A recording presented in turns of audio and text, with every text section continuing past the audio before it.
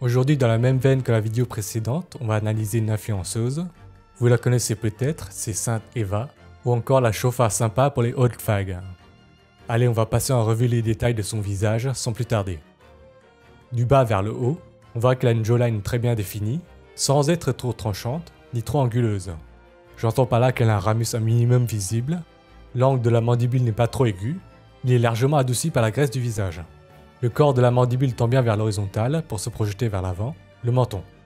Elle n'a pas un menton fuyant sur une vue de 3/4, le menton n'est pas trop large ni trop haut, le ratio filtrum sur menton est bien. Le tiers inférieur est bien développé, sans être trop masculin quoi.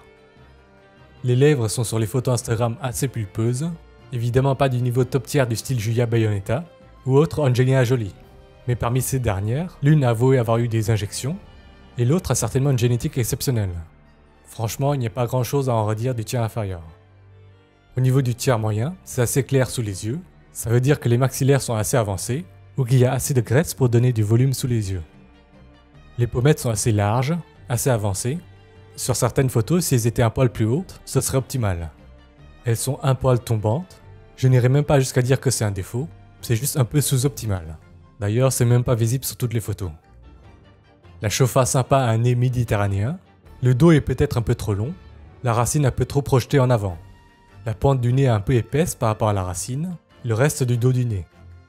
Ce que je viens de dire là, c'est vraiment de l'ordre du sous-optimal, sans être laid quoi. Pour ce qui est des yeux, le tiers supérieur, d'un point de vue osseux, peau, graisse, ce qui n'est pas modifiable, il n'y a pas grand chose à en redire quoi. C'est surtout sa façon de se maquiller les cils, de mettre son eyeliner et de s'épiler les sourcils qui ne mettront pas tout le monde d'accord, donne parfois un regard un peu sévère. Sinon pour conclure, d'un point de vue génétique, elle a une très bonne base, c'est une bonne nana.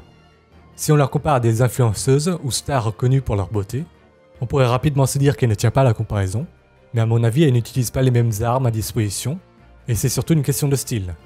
Avec de très légers changements, largement faisables par maquillage, retouche, filtre, peut-être teinture aussi, elle pourrait très facilement obtenir un résultat bien plus consensuel. C'est-à-dire avoir plus d'abonnés quoi. Évidemment, il faudrait aussi qu'elle affiche plus son corps. Mais d'après ce qu'elle publie sur Twitter et Twitch, elle dit qu'elle ne veut pas être valorisée que pour sa plastique.